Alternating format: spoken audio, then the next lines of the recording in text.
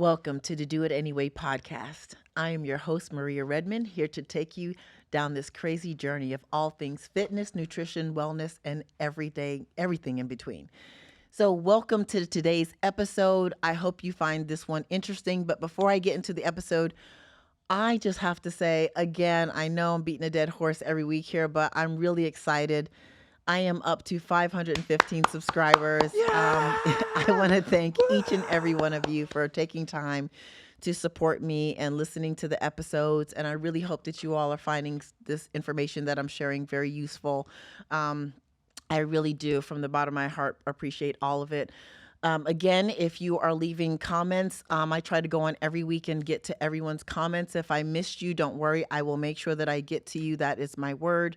And I will try to do that as long as the channel is around and growing. I will do my best to continue to reach out to everyone to give you, even if it's just a thank you, to show my appreciation. If you're new here, welcome. Thank you for joining. Be sure to like and subscribe if you're watching on YouTube, and you can also catch all the episodes on Spotify and Applecast if you're not, tethered to your YouTube and you just want to be able to listen to something during the day. So, with that, I want to jump into today's segment, and it's going to be on something that's pretty popular if you're about 37 years old and older. It's for women. It's on menopause. I know, guys, you're like, should I tune out on this one? But do not. Gentlemen, I want to really implore you all to kind of stick around and listen to this episode because you have mothers, you have sisters, and you have significant others in your life. And this information is very vital for you to understand how to understand what that woman in your life is going through, because there are some very, very seismic changes that is happening hormonally to a woman during this time that really changes who we are at times, some for the better, but a lot of times for the worst. Currently, this last decade almost, there's been some really good science out on really what's happening in the three phases of menopause that really didn't exist in years prior, like when my mom, was alive and things of that nature. So there's now some data and some science, and that's why this subject is becoming more popular. So if you've been hearing it a little bit more, this is the reason why. There's now some science to back up how women are saying that they are feeling, which is typically crappy. So with that, let's dive in. There are three phases to menopause. There's perimenopause, there's menopause itself, and then there's postmenopause. Perimenopause is the phase that you're going through when you start hitting about age 37, all through your 40s. This is the stage where you have your cycle pretty solid, before hitting your last cycle. This is the stage really that's beginning to wreak a lot of havoc on women from emotional, mental, and definitely physical.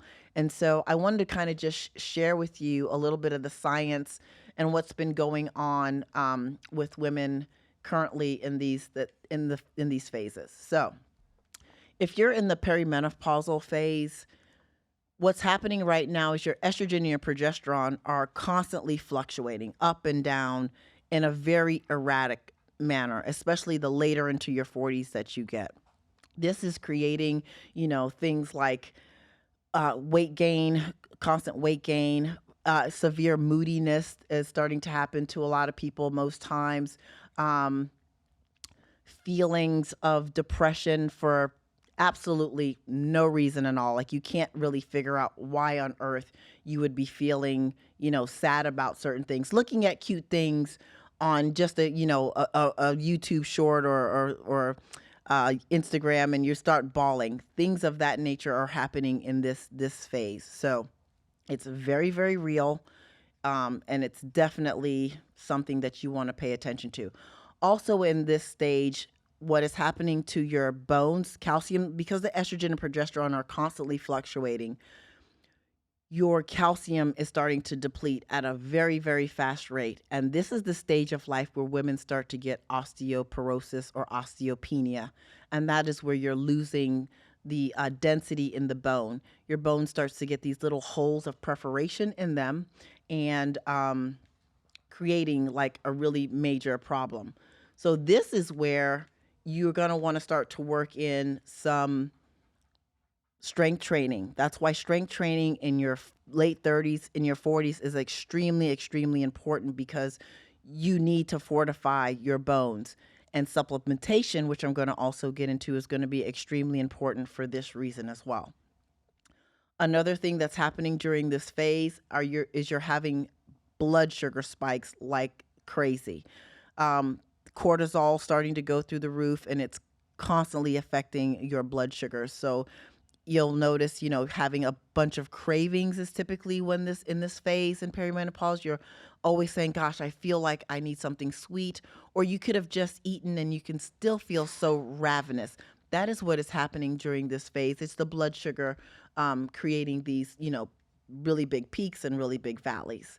To combat this, it's going to be imperative that your nutrition during this stage of life, what I'm learning, is extremely critical.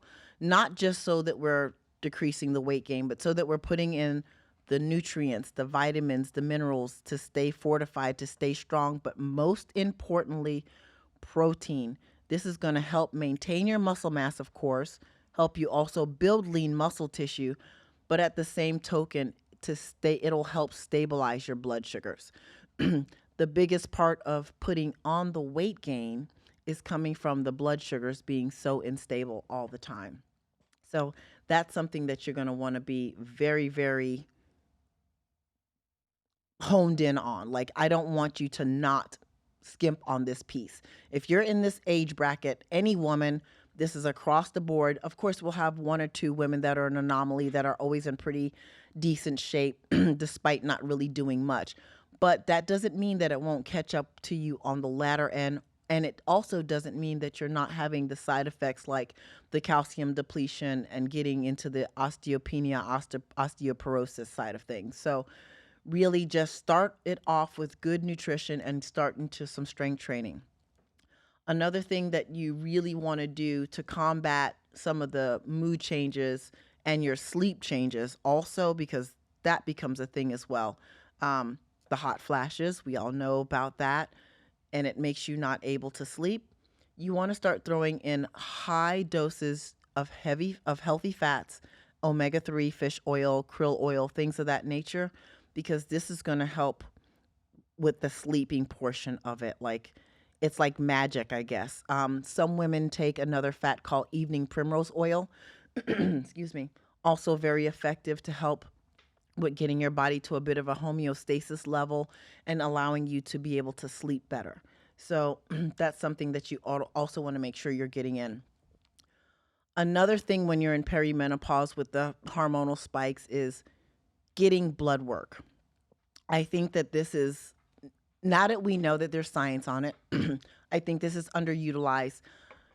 You need to go get the blood work so you can see exactly what's going on with the swings. And when I say blood work, I don't mean one and done. I mean going on a 3-month tear of getting it 1 month, getting it a second month, getting it a third month, so you can really get a good idea. I know it sounds costly, but I'm telling you, the alternative is even more costly, right? So in order for you to be able to get a good grasp on what's happening to you, being able to get an average of what's happening with your A1C glucose, with your triglycerides, with, are you assimilating protein well into the system? Is your cortisol high? These are things that you can find out through a blood test. What is your estrogen doing? And what is your progesterone doing? So that you know, okay, how do I supplement this? Do I want to go the natural route, or do I need to get medical, prescriptions to deal with what I'm going through? So blood work is going to be critical to figure this out. If you know what the blood work is and you want to take the natural route, then you can start doing the things like supplementation and eating foods that have more of what's called phytoestrogens. So that's like your soy and your flaxseed, things of that nature. Taking adaptogenic, minerals and vitamins, you can start to do that.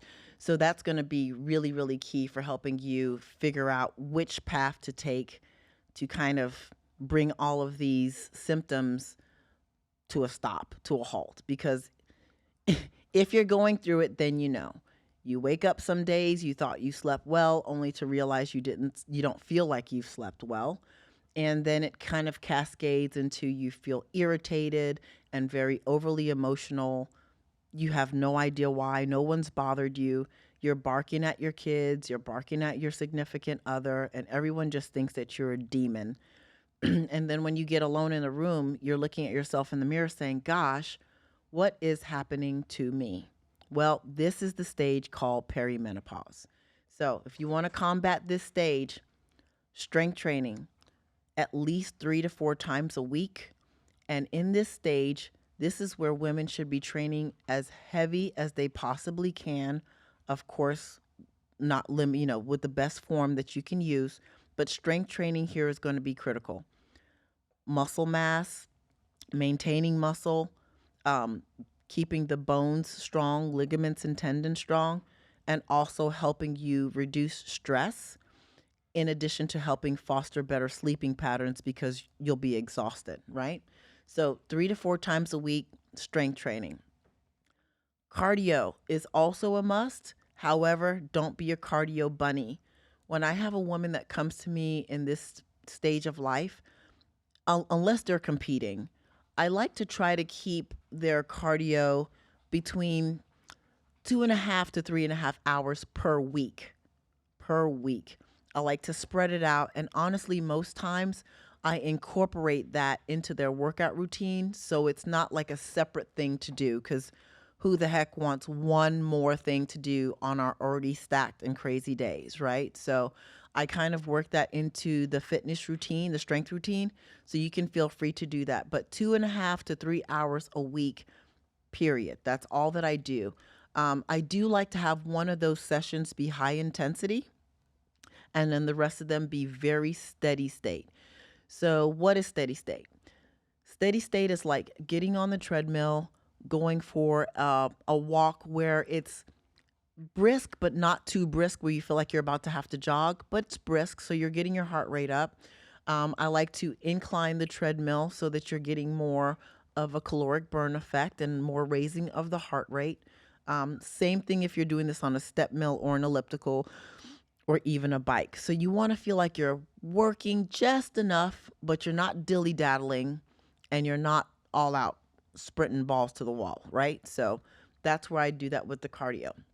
Another thing that I firmly believe is underutilized in this particular space is being able to do some sort of Pilates, yoga, stretching program, foam rolling. You need to create something. Hi, Ben is making a I just wanted to Ben take is this out of taking here. a statue. I don't know what he's taking, but he's taking it. I've been robbed. No, it was a run by robbing. That's fine.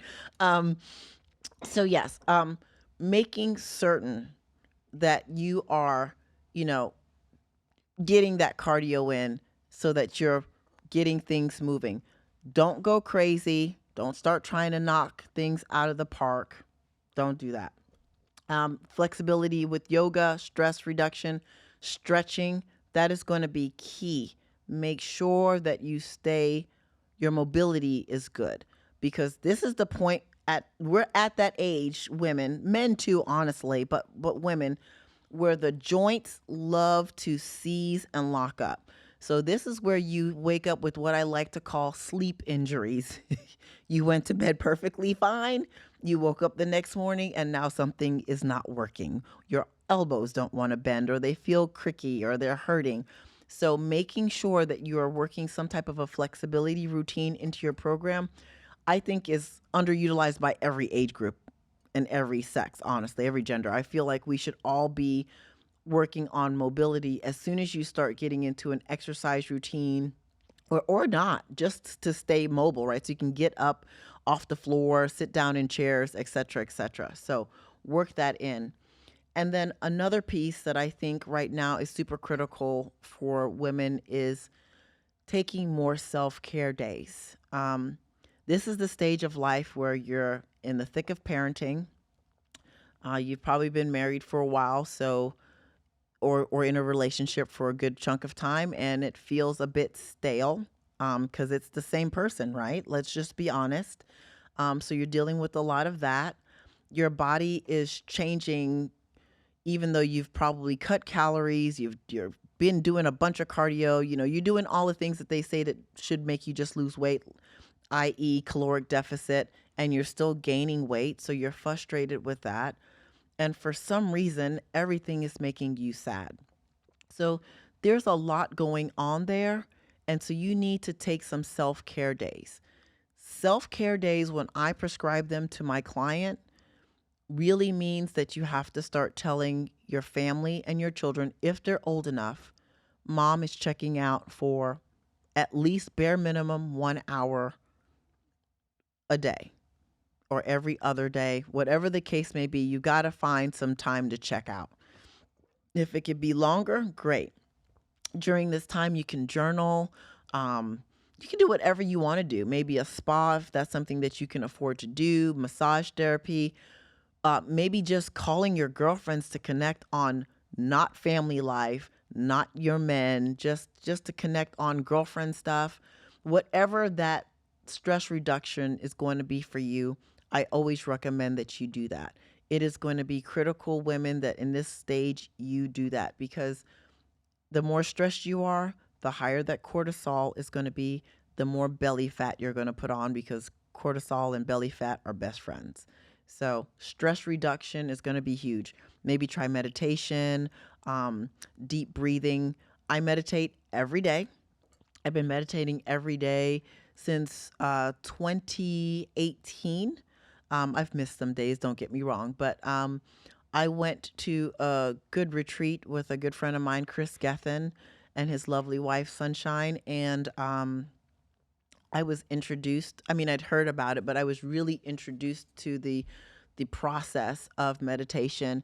And we signed a contract at that retreat about staying true to meditating. And it is proven to be work wonders for me. It sounds a little woo woo, but I would advise you to try it.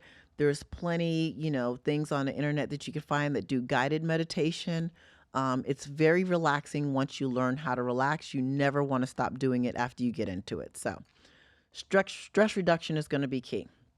Next phase, menopause. The actual phase of menopause. This is where you're having cycles, but they're here some, gone, and they're here some, gone. Menstrual pause, right? Eventually until you hit your final period. This phase is confirmed when you haven't had your cycle for at least a year. There have been some cases, though, where women stopped for a year and then started right back up. It does happen, but it's very far and few between. In this phase, your estrogen drops significantly. I mean, almost off the charts. And this is where you really start getting those severe hot flashes. Like for me, I had a hysterectomy, oh my gosh, a long, long time ago at this point. So I've been dealing with hot flashes like for forever. They are no fun. I was just teasing with Ben that you could just be sitting down, chilling, doing nothing, and all of a sudden you're sweating like you had been in a field picking cotton all day. It is the craziest, most embarrassing, upsetting thing that you can ever go through. Um, Weight gain, almost it seems like every day you wake up you've doubled in weight, is a side effect and symptom of it. And it's always going to be around the midsection. That's where it tends to go. That's why you get older women that always get the belly. That's the menopause belly. And this is the stage where some people would chalk it up to just being an older woman, but they will say that woman is really a witch. Um, it creates severe mood swings. There have been some studies on menopause, the effects of menopause on the brain that I'm reading. I'm still reading them, so I'm looking forward to sharing those in the future, but some pretty interesting literature, and those two are directly correlated as well. So if you are in this phase, it is, number one, going to be critical for you to make sure your nutrition is sound, especially if you want to get rid of that belly. Nutrition is going to be everything. And what I have found when I'm working in women that are in this bracket, every food isn't for everyone anyway, but there will become a lot of foods that you unfortunately will not assimilate like you used to. What am I talking about? You might have been able to eat dairy. Dairy might not be your friend. It's not giving you anything like an allergic reaction, but it is giving you systemic inflammation and sometimes making you put on more weight. That's just estrogen and dairy, just they don't seem to go well together, especially when estrogen is declined or when it's too high. It's really weird, but you might need to eliminate some foods from your diet altogether, or maybe have them sparingly. So be prepared for that. It's going to be critical that you have high, rich calcium foods. You're going to need those because at this point, your bones are definitely breaking down because the estrogen is almost non existent. If you're plant based, you want to make sure that you have plant based milk that's been fortified with calcium and eat a ton of leafy greens. That's where you're going to get your best bang for your buck on calcium. However, that being said, I personally don't think that you're ever going to get enough calcium from our foods because unfortunately, even if you're buying, excuse me, organic, the nutrients are so depleted from our food sources here in the United States just by way of our environment that you're just not getting the same level of nutrients that you used to get out of foods 20, 30 years ago. So you will have to supplement, excuse me, with a good calcium supplement. Next is you want to have a lot of fiber. That's my phone. You want to have a lot of fiber. Um, Digestion is going to creep up, and typically during this stage where you're having issues, and typically during this stage, your cholesterol, you'll notice that you might have higher bouts of cholesterol. Um, so including more fruits, vegetables, some whole grains. This is the whole grains part is where it's going to get tricky. You're going to have to kind of wade through the water of what whole grains will work for your body. So be mindful of that. Um, you're also going to want to go ahead and make sure that you're getting enough lean protein. Menopause also is the age bracket where, and this is like your age 52, up to about 60, where women really start to decline in muscle mass because they start trying to eat less and less and less because they're trying to get rid of the menopause belly. Do not eat less. Enrich your diet with enough lean protein. Get your fish in, chicken, eggs, plant-based proteins. Do tofu, legumes, things of that nature to support muscle retention. Muscle retention in this age group is going to be key. This is going to stop you from getting frail and getting flabby because your body will have to eat its muscle for energy if you start under eating. So make sure you are bolstering your nutrition with protein. Hydration is going to be also key to stop bloating and also to help you manage your body temperature. What I've read thus far is the more dehydrated that you are in this phase of menopause, your body temperature tends to creep up a half a degree to a degree throughout the day, sparking those hot flashes. So if it's already warm outside and now you're dehydrated, your body's reacting alone to just the heat outside, but now it's also reacting to the fact that you're dehydrated. So staying hydrated, drinking a lot of nice, cool, refreshing drinks. But I personally like to have my clients in this stage use electrolytes. I think electrolytes is going to be best to make sure you're really, truly getting hydrated down to the cell. So that's going to be key. Now, this one is, I work this one differently. I think that this next one is going to be person dependent. The literature says to decrease caffeine and to decrease alcohol. I definitely think decrease alcohol. That's first and foremost. I had if you didn't check out last podcast on alcohol, please go check that one out. It definitely wreaks havoc on, women in this menopause state for sure. But the caffeine, I have found it to be extremely effective in some women. But I think that you have to be very diligent on if you're going to really take that nutrition and exercise very seriously to be including caffeine. If you're not, I would say try to decrease your caffeine. Go to decaf if you're a big coffee drinker. Switch over to decaf because it can also be not productive for the body and cause more severe dehydration. So um, try to reduce the caffeine, but I think maybe playing with it to see. The caffeine also can create some severe sleep disturbances in women in this bracket as well, is what I've noticed. So again, it's very dependent. Um, what I have found is I've been using for my ladies 6 ounces, 5 to 6 ounces of coffee as a pre workout. So they're still getting their coffee fix if they want it. And then that's it. We're cut off from the day. Everything else is caffeine free. So play around with that. Um, for women in menopause, exercise is going to be strength training. Continue to strength train and train heavy to keep the bones strong. I mean, continue to do that. If you have good joints at the knees, start working in exercises where you're doing some jumping, jump rope, box jumps, jump squats, plyo jumps, whatever. Jumping is good. It helps build the bone density. So throw that in. And this stage, I really love for cardio to give out high intensity cardio. I have found it to be extremely more effective. If you are a female that competes and you're in this menopause stage, um, this is, my women who do masters that are 50 plus. If you're struggling in your prep to get the fat off because you're just doing a lot of the steady state that the perimenopause women are doing, try to throw in some hit routines throughout the week. Do not go crazy with them. Maybe 2 at max. And then from those 2, don't extend it to a third day because you need to recover, but maybe increase the duration of how long you're doing the high intensity. But I have found this to be chef's kiss on getting fat off the body relatively quickly in a very good way. It just seems to work better in women in the menopausal state.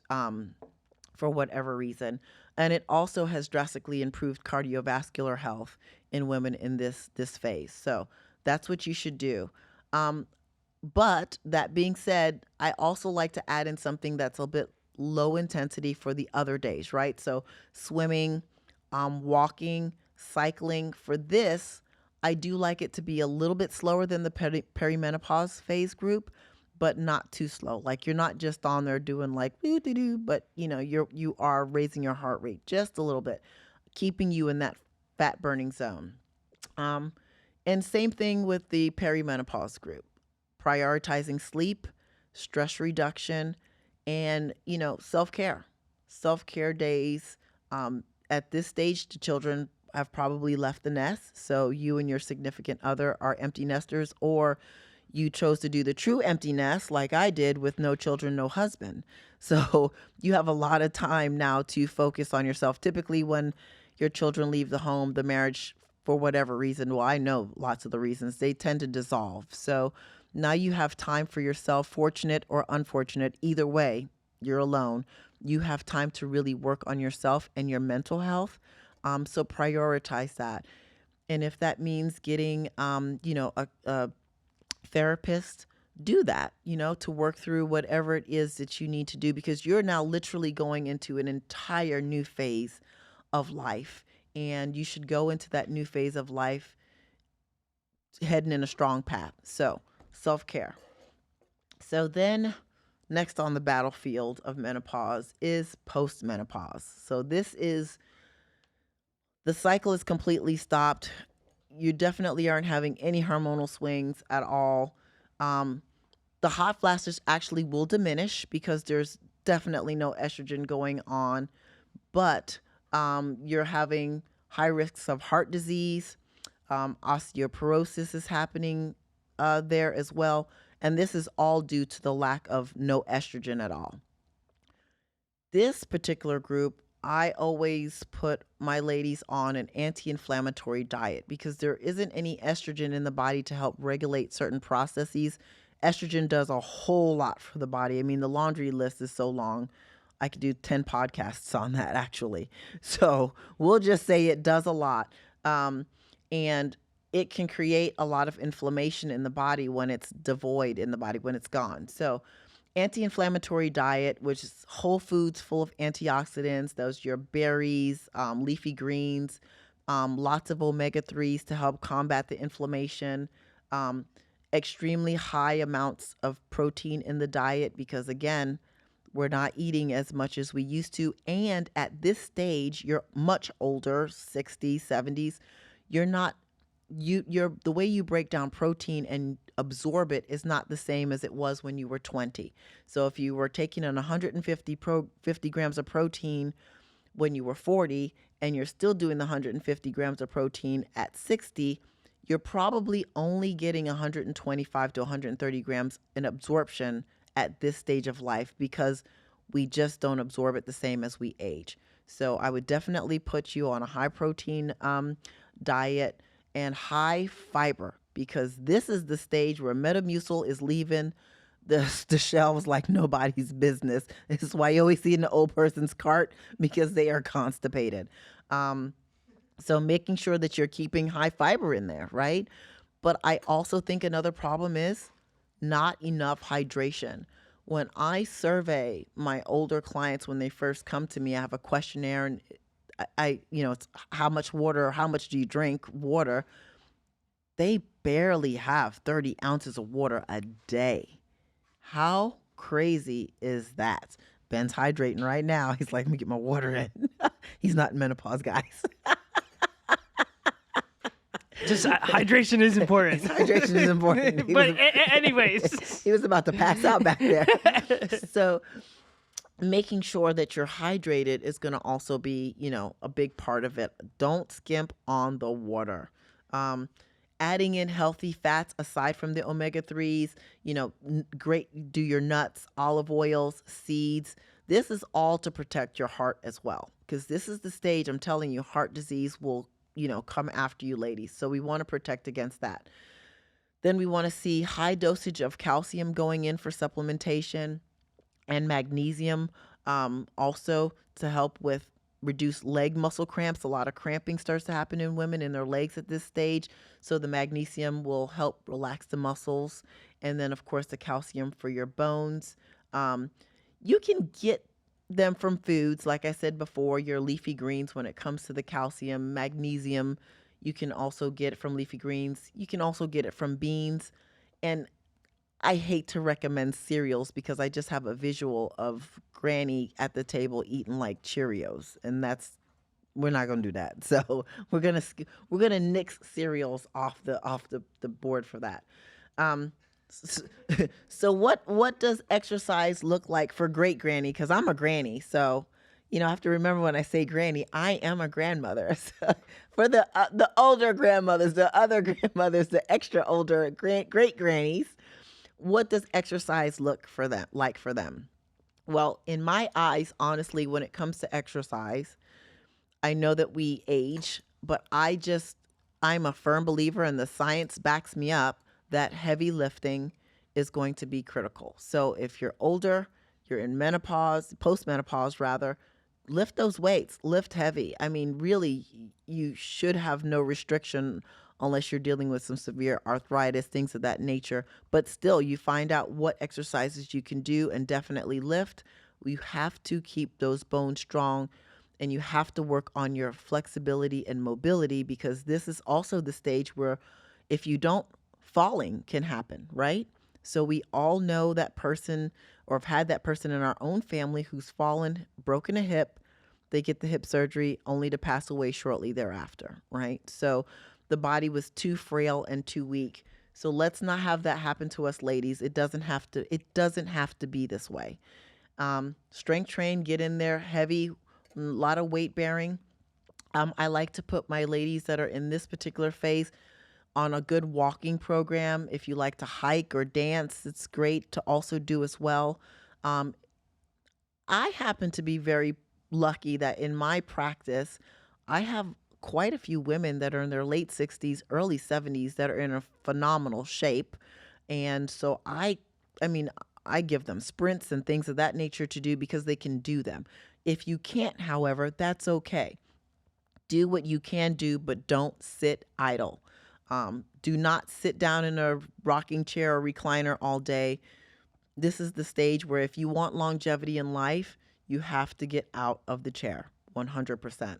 Um, Another great thing to do if you're getting into this late in life and you're not really sure how to lift heavy or things of that nature, if you can afford to, get a trainer, right? Hire a trainer, or go to some group exercise classes that are really serious about what they're doing. Um, Even if it's Zumba, that's dancing, that's the cardio version, but really like a weightlifting group class would be a good choice. This way, you're not having to guess what to do. If you can afford to, go to like a stretch zone or something so that you can work on your flexibility. They'll stretch you out. I think it's a 30 or 45-minute session.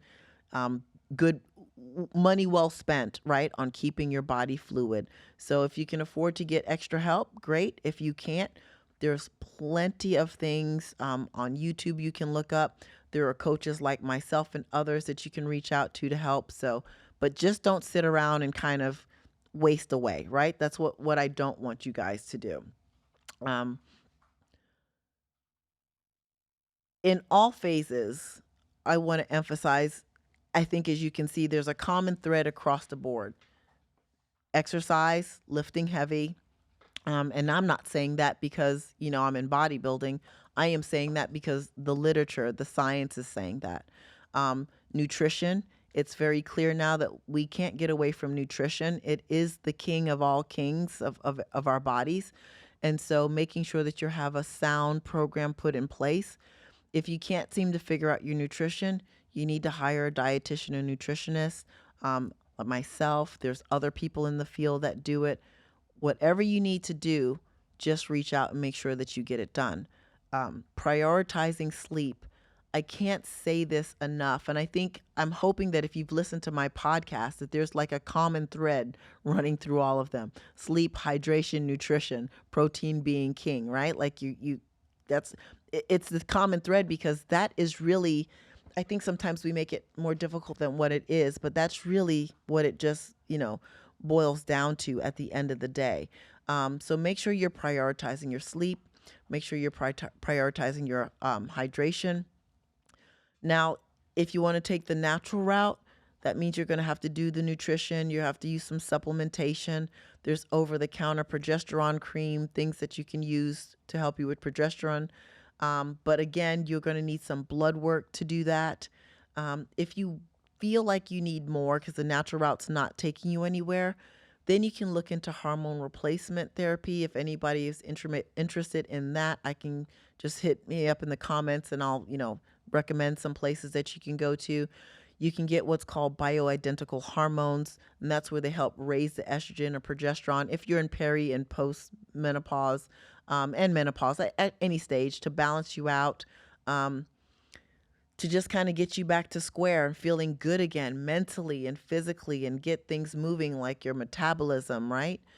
So at the end of the day, what I want to tell you ladies is there's something that can be done when you're in any of these phases of menopause. No more are the days where you just were told that it would come one day and you just had to deal with it.